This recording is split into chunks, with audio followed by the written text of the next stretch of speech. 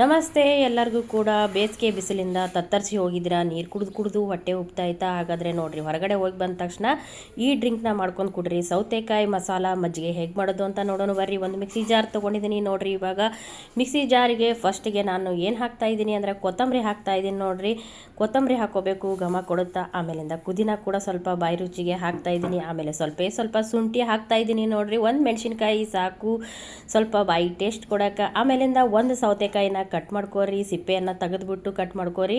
ಈಗ ಸೌತೆಕಾಯಿ ಕೂಡ ಹಾಕಿದ್ದೀನಿ ನೋಡಿರಿ. ನಾನು ಸ್ವಲ್ಪ ಜೀರಿಗೆ ತಗೋರಿ, ಸ್ವಲ್ಪ ಒಂದು ಸ್ಪೂನ್ ಜೀರಿಗೆ ಸಾಕು. ಆಮೇಲಿಂದ ಇವಾಗ ಜೀರಿಗೆ ಆದ ತಕ್ಷಣ ಮೆಣಸು ಕೂಡ ಸ್ವಲ್ಪ ಹಾಕ್ಕೋಬೇಕಾಗುತ್ತೆ ನೋಡಿರಿ.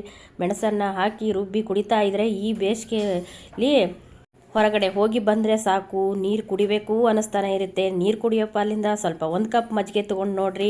ಹೊಟ್ಟೆ ಕೂಡ ತಂಪಾಗುತ್ತಾ, ಬಾಯಿಗೆ ಕೂಡ ರುಚಿ ಕೊಡುತ್ತಾ. ಹಾಗಾಗಿ ಇವಾಗ ನೋಡಿರಿ 2 ಕಪ್ ನೀರು ಹಾಕ್ತಾಯಿದ್ದೀನಿ. 1 ಕಪ್ ಮೊಸರು ತೊಗೊಂಡಿದ್ದೀನಿ, 1 ಕಪ್ ಮೊಸರಿಗೆ 2 ಕಪ್ ನೀರು ಹಾಕ್ತಾಯಿದ್ದೀನಿ. ಹಾಕಿ ಇದನ್ನು ರುಬ್ಕೊಂಬಂದರೆ ಮಸಾಲೆ ಮಜ್ಜಿಗೆ ರೆಡಿಯಾಗಿ ಬಿಡುತ್ತೆ ನೋಡಿರಿ.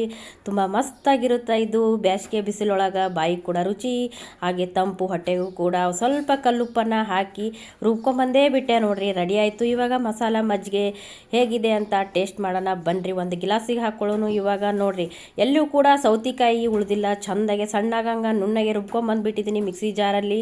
ಯಾವ ಥರ ರೆಡಿ ಆಗಿದೆ ಅಂತ ನೋಡಿರಿ. ನೀವು ಕೂಡ ಮಾಡಿಕೊಂಡು ಕುಡೀರಿ, ತುಂಬ ಟೇಸ್ಟಿಯಾಗಿರುತ್ತೆ. ಹುಳಿ ಖಾರವಾಗಿ, ಹೊಟ್ಟೆಗೂ ಕೂಡ ತಂಪು. ಈ ವಿಡಿಯೋ ಇಷ್ಟ ಆಗಿತ್ತಂದ್ರೆ ಲೈಕ್ ಮಾಡಿರಿ, ಶೇರ್ ಮಾಡಿರಿ, ಸಬ್ಸ್ಕ್ರೈಬ್ ಮಾಡಿರಿ. ಹೋಗಿ ಬರಲಾ?